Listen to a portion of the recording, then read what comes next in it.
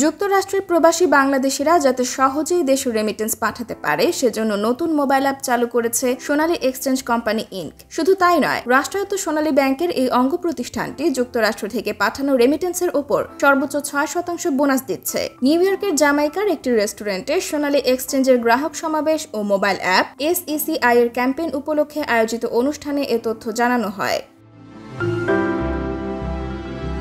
অনুষ্ঠানের প্রধান অতিথি ছিলেন মূল প্রতিষ্ঠান সোনালী ব্যাংকের সিইও এবং ম্যানেজিং ডিরেক্টর মোহাম্মদ আফজাল করিম। বিশেষ অতিথি ছিলেন নিউ ইয়র্কে বাংলাদেশ কনসাল জেনারেল মোহাম্মদ নাজমুল হুদা। অনুষ্ঠানে সভাপতিত্ব করেন সোনালী এক্সচেঞ্জ কোম্পানির সিইও দেবশ্রী মিত্র। সোনালী ব্যাংকের সিইও আফজাল করিম বলেন, আপনারা সবাই জানেন যে সোনালী ব্যাংক রাষ্ট্রের বৃহত্তম বাণিজ্যিক ব্যাংক। আমরা আমাদের প্রবাসী ভাইদের রেমিটেন্স পাঠানোর সুবিধার কথাটা বিবেচনা করে গত নভেম্বর মাসে একটি অ্যাপস ডেভেলপ করেছি এবং এটা আমাদের প্রবাসী ভাইদের দীর্ঘদিনের একটি দাবি ছিল যে তারা তাদের রেমিটেন্সটা যেন বেনিফিশিয়ারির অ্যাকাউন্টে, ব্যাংক অ্যাকাউন্টে অথবা তার MFS-এ সহজে এবং তাৎক্ষণিকভাবে পাঠাতে পারে।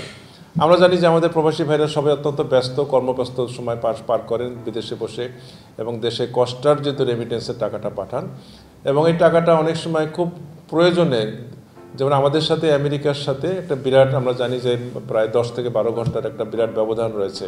আমাদের এখানে যখন আমেরিকাতে যখন দিন, বাংলাদেশে রাত, একইভাবে আবার বাংলাদেশে যখন রাত, আমেরিকাতে দিন। এই অ্যাপসটির সুবিধা হচ্ছে দিন রাত 24 ঘন্টা আপনি যখন চাইবেন তখনই পাঠানো সম্ভব এবং আপনাকে সেজন্য কষ্ট করে কোনো আউটলেটে যাওয়া দরকার নাই, কোনো ব্যাংকে যাওয়া দরকার নাই।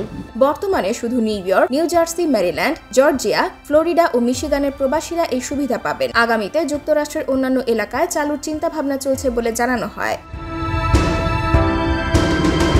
আফজাল করিম বলেন, সম্প্রতি রেমিটেন্স পাঠানোয় যুক্তরাষ্ট্র প্রবাসীরা এগিয়ে গেছে, তাই সরকার এখানে বিশেষ গুরুত্ব দিচ্ছে। প্রবাসীদের পাঠানো রেমিটেন্সের কারণে দেশে এখন ডলার সংকট অনেকটা কমে এসেছে। বাংলাদেশ ব্যাংক এই বিষয়ে কঠোর নজরদারি করছে, না হলে অসুস্থ প্রতিযোগিতার কারণে ডলারের দাম আরো বৃদ্ধি পেত। প্রবাসীরা বৈধ পথে ডলার পাঠানো অব্যাহত থাকলে সংকট আর থাকবে না বলে মন্তব্য করেন এই ব্যাংক কর্মকর্তা। অনুষ্ঠানে কনসাল জেনারেলের কাছে NID সহ বিভিন্ন জটিলতার বিষয় তুলে ধরেন প্রবাসীরা। পরে কনসাল জেনারেল নাজমুল হুদা বলেন, প্রবাসীদের কথা মাথায় রেখে সরকার 40টি দেশীয় বৈদেশিক মিশনে NID সেবা দেওয়ার পদক্ষেপ নিয়েছে। প্রথম পর্যায়ে 10টি দেশের মিশনে এটি চালু হয়েছে। সবচেয়ে বেশি প্রবাসী অধ্যুষিত মধ্যপ্রাচ্যের দেশগুলোতে এই সেবা আগে দেয়া হচ্ছে। দ্বিতীয় ধাপে আমেরিকা সহ 10টি দেশে এই সেবা দেয়া হবে। জানানো হয়, চলতি বছরের শেষ নাগাদ নিউ ইয়র্ক কনসাল জেনারেল থেকে প্রবাসীরা এই সেবা পাবে। গত নভেম্বর থেকে চালু হয়েছে সোনালী এক্সচেঞ্জ। দিন দিন আরও গ্রাহক বান্ধব হয়ে উঠছে প্রতিষ্ঠানটির লেনদেন। IBTV USA, new York.